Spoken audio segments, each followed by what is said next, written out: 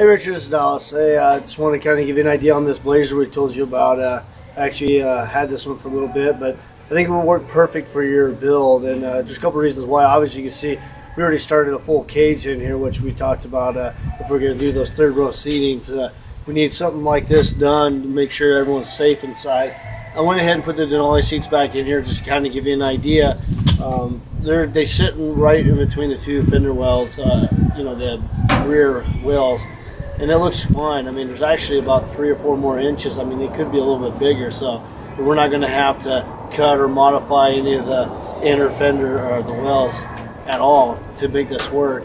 We'll probably make a few alterations to this cage because this was kind of built custom for the way I was going to do it, but just a few little modifications. This thing's going to work perfect for you. The reason I like this blazer for your build is because, you know, we want to be able to have a lot of upgrades, a lot of braking power and all this stuff, which this one already has. This is a 3/4 ton axles in it, so of course when you put bigger wheels and tires on there, it's going to be able to handle it and accommodate it a lot easier. The other cool thing about this blazer, it does have disc brakes in the rear. So it's 4-wheel disc brakes, which is going to add better braking power and better safety, and just all around better vehicle. So this particular vehicle has 4-wheel disc brakes, 3/4 ton axles, brand new axles, got brand new Warren hubs up in front. Everything's been gone through. New suspension lift kit on it. It's got a lot of upgrades. That's why, you know, I think this is going to be a good one. We talked about not starting off with a junker, you know, something that was solid, so that way we can make it even a better vehicle. This has 0 rust on it. This vehicle, I purchased it from a guy who was the second owner. And underneath, and you'll see in the pictures I sent you, underneath the cab is where it usually rusts out, and they're solid. The bottom belly pans is what I call it. They're all solid underneath there. They've never been replaced. It's just a real solid vehicle.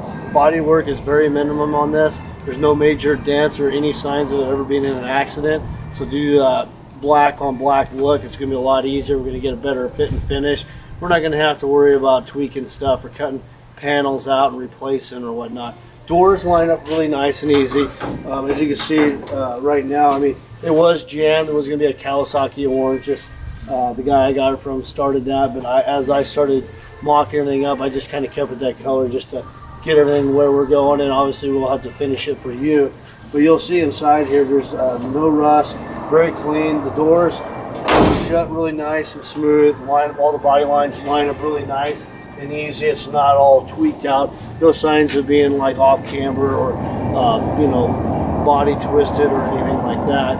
I'm going to go ahead and turn the video off, and we'll place it in the front and show you a couple of the options that we do have up front as well, with a high steering kit and whatnot. That'll make this blazer drive a lot easier for you, and a couple other things.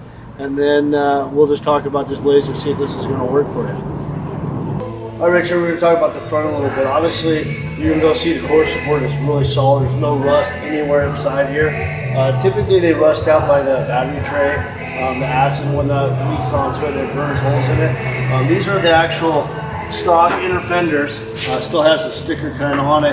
And you can see there's no rust through on anything. I mean, there's a little bit of surface rust and whatnot. And typically, like I said, usually right up in here, it's all rusted out with the battery and stuff. And I mean, even this are in solid shape. I mean, like I said, this blazer is a really solid blazer to start off with. The high steering kit is actually, most of the steering is run underneath here.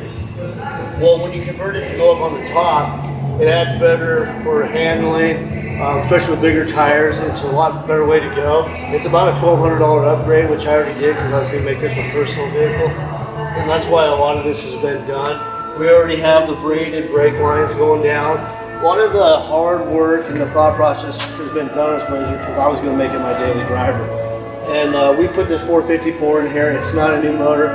It's not really designed to be in there other than for mock-up purposes. Because that's what I was going to do, is put a 454 in here as well. So we made everything fit and work. You see it's got the factory AC. Everything's all up in here, so we're going to be able to put AC in this vehicle really easy. Everything's really nice and clean. Like I said, I think this is the way to go, and this blazer is going to be the best to start your project. I just wanted to give you kind of an idea, an overview of what it looks like to see if this is kind of what you were thinking on. It gives you an idea on a roll cage. We're going to tweak it a little bit. We just need to kind of fine tune where we're at, because I already made the appointment for the artist rendering. I just need to figure out what type of wheels and tires we're shooting for. Like I said, I want to do like 18s with 20-inch wheels on some. I think it would look good. We got a few more little fit and finish ideas, and then we should be getting artist rendering within 2 weeks and get the whole project started for us. I'm pretty excited about it. Got some really cool ideas, and we just need to put it to paper. You should have this video and kind of a rough outline on that parts takeoff and what we're going to be doing, and how we need to go about getting paid, and all that type of stuff. So once again, Richard, thanks for your patience, and like I said, we got a lot going on in a short amount of time, trying to get an artist rendering, getting it in the trucking magazine, and I've been working with everybody, so we just need to kind of fit up on our end to make sure this blazer is going to work for you to start. Order up those seats and start some fabrication and get stuff going. But I think we're about a week to 2 weeks out as far as getting that artist renderings done. We should be seeing by this Friday some kind of line art, black ink type of drawings and artist renderings, and then you and I can approve those and change them or whatnot, and then send them back in to start getting the color and all that. So it's about a 2-week process. So we just need to make sure once we get those tweaked and peaked, we get the parts needed quickly, so we can get this started, so we can get it done in that 3 to 4 months, so you can still enjoy it through the summer. Anyways, thank you for your time, Richard, and we'll talk to you later.